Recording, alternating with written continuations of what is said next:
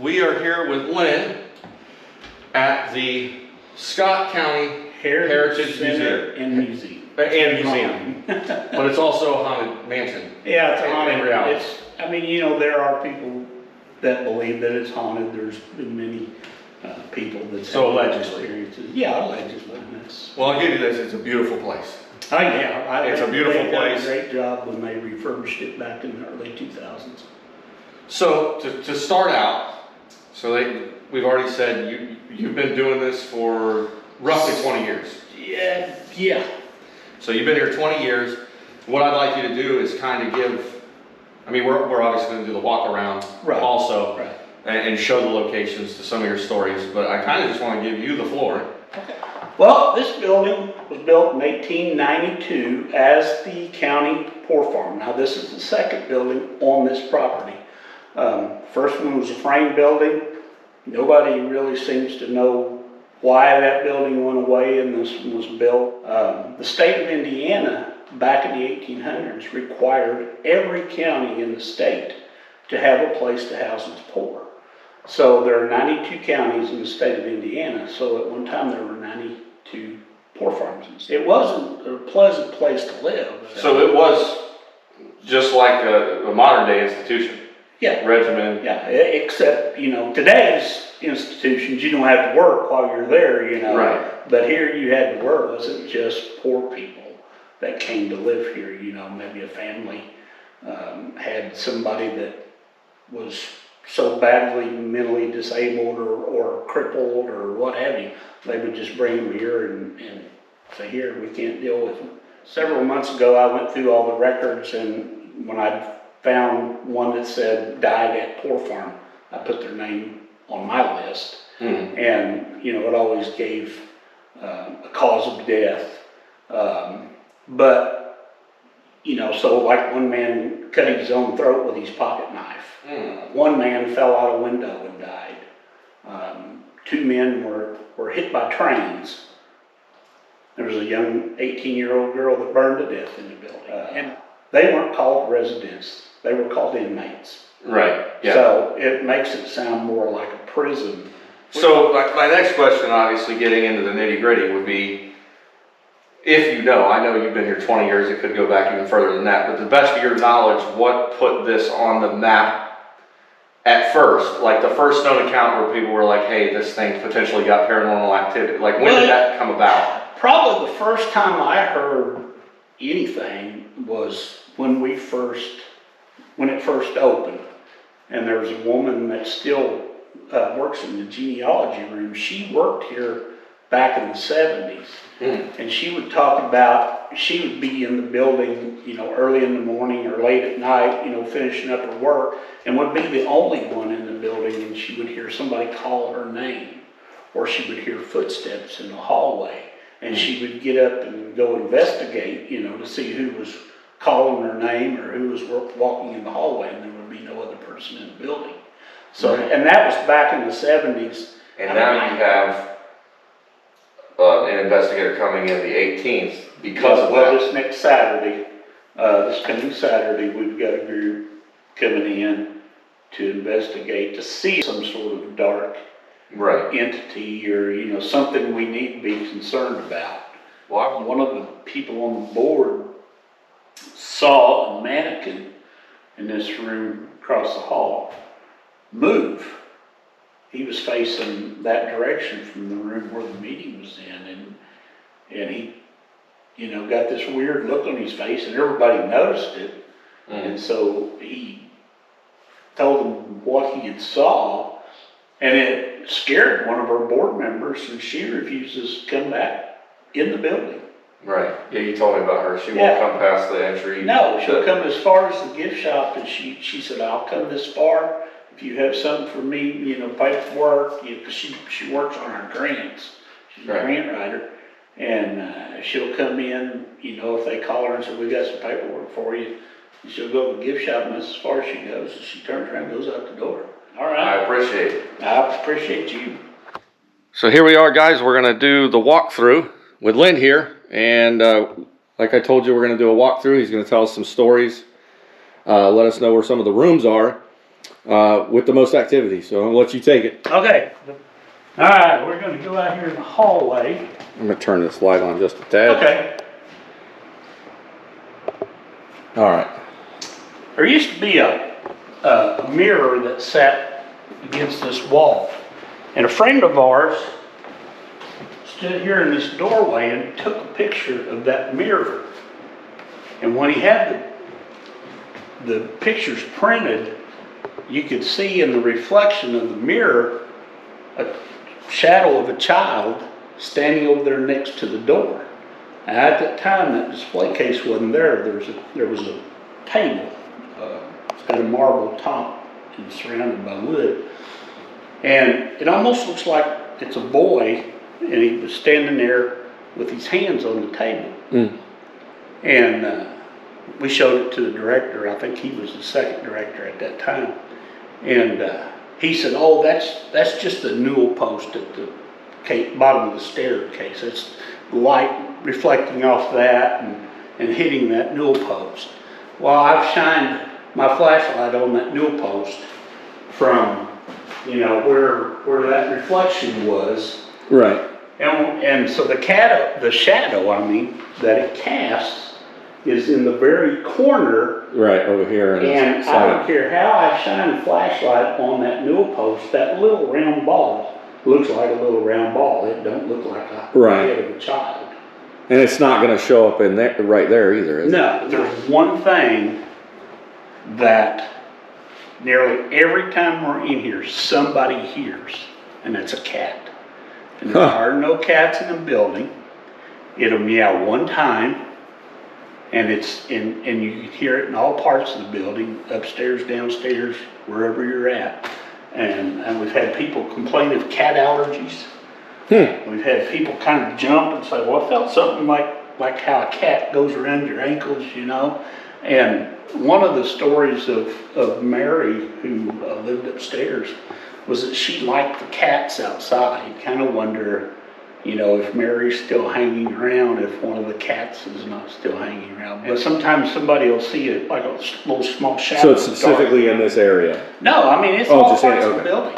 Wow. And the first time we heard it was at the foot of the staircase in the back hall. And I'll play you that EVP here later.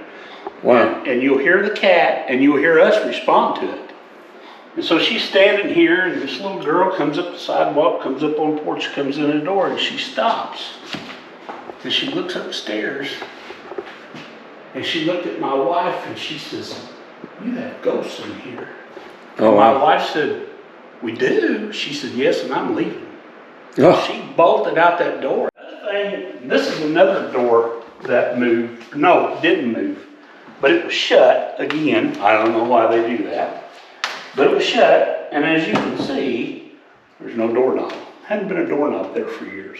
Right. Eddie, that's the young guy that... I heard footsteps. Did you hear that? Yeah, it sounded like upstairs, yeah. Yeah. Huh. So that's usually, when we hear things, when we least expect them. Sometimes, as we're doing a tour, somebody's, "Wow, I heard something," we'll stop. And we'll just listen a few minutes, Huh. Did you hear it again? It sounds like it's on like a polished wood floor up there. Yeah. Yeah. In this room, in these display cases were baby clothing and stuff from the late 1800s, very early 1900s. Ever since that display's been put up there, she said, that room has been very noisy. She said, "I hear noises all day long coming out of that room." Mm-hmm. And of course, at some point they took all that stuff out, and then, no noises. In this room, the only major thing that happened was the one night, I think it was like the very first tour that we took through here. Everybody came in here and all their battery operated equipment died at one time. So we had a couple from, they were guides at Waverly Hills, and they had one of the digital thermometers with a laser on it, and it died, and they said, "We put brand new batteries in this before we got here." We were doing 2-3 tours a night, you know, in October. We used to only do them in October. Yeah, because everybody wanted to do them around Halloween. Right. And so they Well, went, ghosts only haunt at Halloween Yeah. and at night. So and so they went to Walmart, bought brand new batteries, put them in them out here in the parking lot, tried it out, worked.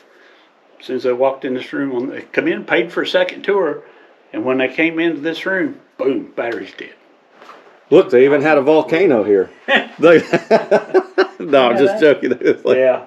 So, all right, we're going to back out in the hall, and then you're going upstairs. Awesome. I'll be honest with you, upstairs is a little bit. Well, I think it's just the way it's laid out. Upstairs is creepy. At the top right staircase.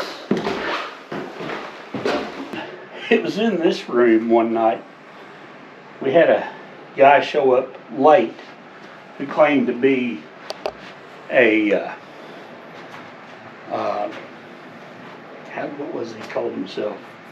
You know, he had this spirit guide. It was an Indian, and he, you know, had a big long name, and I couldn't even begin to tell you. So we were just kind of going like, this guy's, you know, a couple of sandwiches shy of a picnic or something, you know. So, and he's got some dowsing rods, and they've got crystals hanging on them, you know, and he's standing here in the middle of the room, and they're kind of wiggling around. He says, if anybody's is here with us, can you give us some sort of sign? And out in the hallways, it sounded like something large fell over. I mean, it made a heck of a racket. And there was absolutely nothing in that hallway that could have fallen over. Right. Another time we were leading a tour through here, and a couple were in here, man and wife, and she thought that he had walked up to her and slipped his arm around her waist. Mm. And she said she turned to look at him, and he was 8 or 9 feet away from her. Eddie's wife was on a tour with us one night. Her and Eddie both were with us. And she thought Eddie on the phone. We'll get to the bottom of it. Or try to. Yeah. But anyway, so she's standing there, and she said somebody comes up and whispers in her ear, and she thought it was Eddie, her husband. And she said she turned, and there wasn't anybody there. Wasn't anybody behind her. Everybody was down on this end of the room. So that kind of freaked her out. One guy said that he saw this chair move. Now, you know, I didn't see it move. I shined a light on it. And I don't know whether he bumped it. So I can't say it was anything paranormal, but it was just somebody, you know. So I keep hearing. Yeah. Yeah. Now that I'll be able to enhance the audio on that one. That was something. Don't know what, but One of the other girls was standing here, and she had her back to the door. And all of a sudden, that door hit her so hard, it almost knocked her down. And she screamed and ran out this door. And if she were to come in here tomorrow, she would not walk through this door. I heard something over there. I thought it was you moving this, but it was a thump on one of these. Yeah. I thought I heard something as I was talking. It was bad about making stuff up as she went. She was giving the ghost names, you know, Bubba and what was one of the other names she gave? I can't remember now. And, you know, I don't know. Did you hear something? I'm just so I know what I'm going to do. I don't mean to interrupt. No, There's you're clearly fine. a voice at the other end of the building. Okay. What I'm going to do is set one of these cameras up, Okay. and then we'll go when we get to that time. Okay. And then we're going to go downstairs and let that camera roll for a few minutes because Okay. I think so. There's clearly something. Just a little. I mean, I'm not saying it's paranormal necessarily, but Right. there are definitely knocks and footsteps. There's been times that we've been in here, and again, it was when the upstairs, we'd be in one room and it'd sound like there was, you know, 2 or more people talking in another part of the building upstairs. And you never could quite make out what they were saying, but it just sounded like somebody off in another room with a conversation.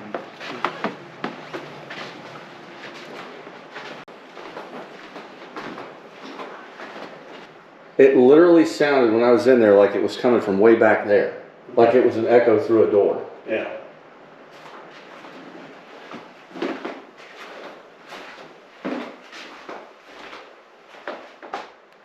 Oh. Just got a real eerie feeling right there. I tell you, that hallway right there in front of the elevator always gives me an eerie feeling. Not like I'm like scared, but it's like uneasy. And if I had to go through that hallway for anything, I went through very quickly. And this next room. That's what it sounded like. Remember it sounded like a peeling? It sounded like this. Yeah. Down there, and I'm going to try to enhance that and see if I can't get that to go. Now this next room, it is very squeaky. When I saw the shadow figure, I watched it walk from that hallway through that door and then cross through into that door. So definitely the most active part of the building is up here. Yeah. And other paranormal groups have always said that hallway seems to be the most active. Whoa. Whenever I would had to go through that hallway, if I'd be up here by myself, it was just like somebody was right against my back. But that's where that retired cop seen that mass was in that hallway in front of the elevator. So we suspect right now that there's potentially not a good spirit. Yes. For now, okay. Yes. And then the girl that was sitting in the floor, I can't remember if she was sitting in that room or if she was sitting in the hallway. And she saw the shadow, a very short shadow, coming towards her. And she thought, well, I'm just gonna sit here and watch and see what it does. And she said it got to a point and just like it rushed her. And she said, I got up and got out of there.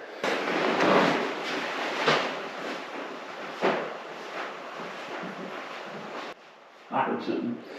There's definitely noises in here. Yeah. Hello?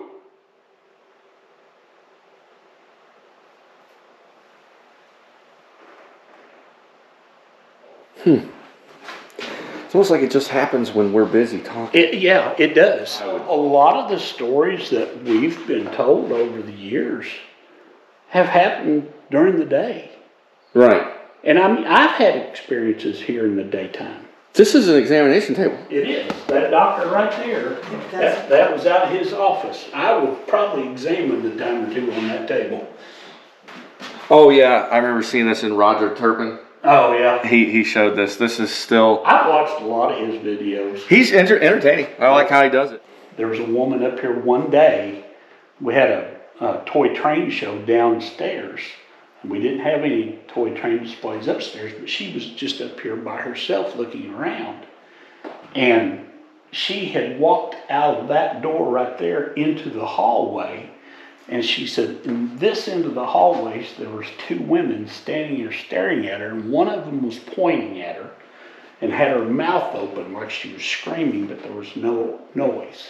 And she goes to whoever's at the desk, and she said, is this building haunted? And whoever's down there said, well, yeah, there's people that think that it is. She said, well, I think it is, and you tell the people I'm with, I'll be waiting in the car.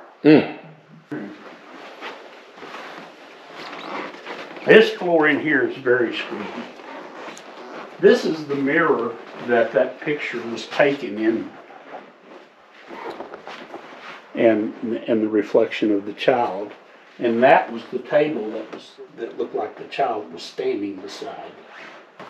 And supposedly, that table moved. It used to sit right here. This one here? Yes, and that's a very heavy table. Oh, it looks it. And you can see it's on little bitty casters. Well, it's a Victorian table. Yeah, we had some people that got married here one time. Well, the women were using that end of the room to get ready in. And they said as they were getting ready, that table moved about 2 feet by itself. We've had people say they've smelled like an old-timey perfume or rose water. I don't even know what rose water is, but that's how somebody described it. No. You know. Oh, John Hunt Morgan. Yep. Morgan's Raid. This was the infirmary back up until the 1930s. There was no hospital in Scott County, so if you were a resident or inmate, however you want to look at it, of the poor farm, and you got sick, this is where you came. This being the infirmary, I'm sure there were Deaths. plenty of deaths in this room, but other than sometimes you'll get a little medicinal smell like iodine or something in this room, and it doesn't happen very often. It's all military stuff, and there's flags, and who knows, those flags may have been on caskets.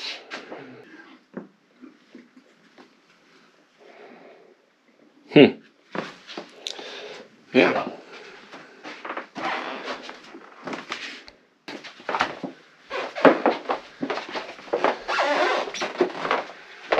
We are in the hallway outside the elevator.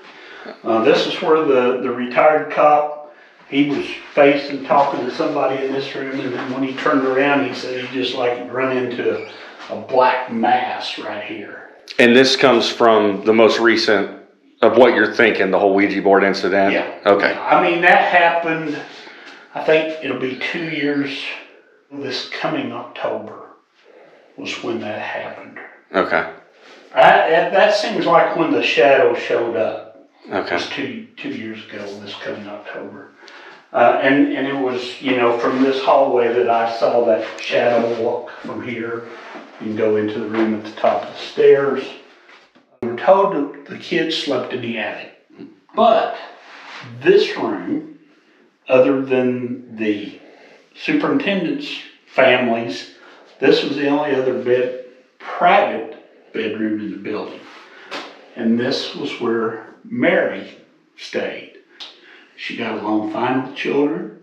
She loved the cats outside, but she couldn't get along with the other adults. If she got mad, she would be in their face screaming. So, in order to keep peace at night, this was Mary's room. And come bedtime, Mary was locked in this room. This is the original door case. And if you catch it in the light just right, you can see where the hasp was at. That locked this door. She couldn't get out. If the building catches on fire, the first thing you do is make sure somebody called the fire department. The second thing that you make sure to do is go unlock Mary's door. So the building was more important than Mary. Right. Wow. She had come in one chilly, rainy evening and had gotten ready for bed, and then for whatever reason went back out to fool with the cats outside and got wet and cold, and she caught pneumonia, and then she died here. As soon as I started talking about Mary, I mean, there'd be times it sounded like somebody was bouncing a ball up in the attic. I have a list of other deaths associated with the building. The staircase that used to go to the attic was up this wall. I've got a picture of a full-bodied apparition in this hallway that a young fella took years ago. I'll show you that.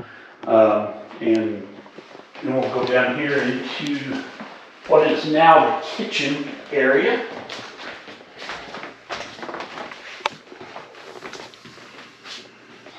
This was the women's sitting room. Early in 1894, a young girl had been dropped off here by a girl by the name of Vivi Mace. This particular November, I think it was November 18th of 1894, if I remember correctly. They had gone through that morning ritual, brought Vivi down here and set her in the chair, and the woman went out to do chores. She came back in sometime before lunch. Vivi had gotten out of the chair and opened the door to the wood stove. And she scolds Vivi, tells her to leave the stove alone, and she puts Vivi back in the chair, and the woman shuts the stove door. And she goes back out to do her chores. Well, she comes back in at lunch to get Vivi to take her lunch, but when she walks into this room is filled with smoke. Vivi is in the floor on fire. There's also a chair on fire. The superintendent's wife picks up the chair that's on fire and tosses it out one of these windows. The superintendent went to Vivi and tore off the remainder of Vivi's clothes, what was left. And from the description, it didn't sound like there was much left. And he said after just a little bit of movement, a few seconds, she died. He said, I didn't know of any next of kin that needed to be notified, so, we took care of it, and we took her over and buried her. So the coroner had the girl exhumed and examined her and determined that she had died of burns. After that, they held a coroner's inquest, and we have a photocopy of the handwritten coroner's inquest. When they would speak of Vivi, they wouldn't call her Vivi. They would say, the idiot. The idiot had gotten up and opened the door to the stove. So, they held the coroner's inquest, and, that was pretty much the end of it. Then one time, we were leading a tour in here, and a girl started in, and she stopped at the door, and she told my wife, she said, I don't think I can go in there. And my wife said, well, that's fine, you don't have to go in there. She said, but did somebody get burned in this room? And she's, yeah. And she said, I got burned when I was a child. And she said, as I started in that door, she said, I could feel my flesh burning. So, 2 people, could feel their flesh burning when they tried walking in this room. She said one time she opened the door, and she said the smell of smoke hit her in the face. And after Jeannie leaves, I hear footsteps out in the hall. Heavy footsteps, like a man in boots. I look out in the hall, and there's nobody out there, and it comes, and it sounds like it's walking to the door, so I stop and I look and think, I thought, well, I don't know what it was, but, I come back in here and I'm back on the computer. 10, 15 minutes go by, same thing. I don't even get up and look. I grab my stuff, I just gather up all my stuff, and I go home. Those are some of the reports that's been all along, even back in the 70s. Right. Those footsteps when they would be only one person in the building. So, but that's pretty much the walk around. Okay. So. Cool. Huh. I like it.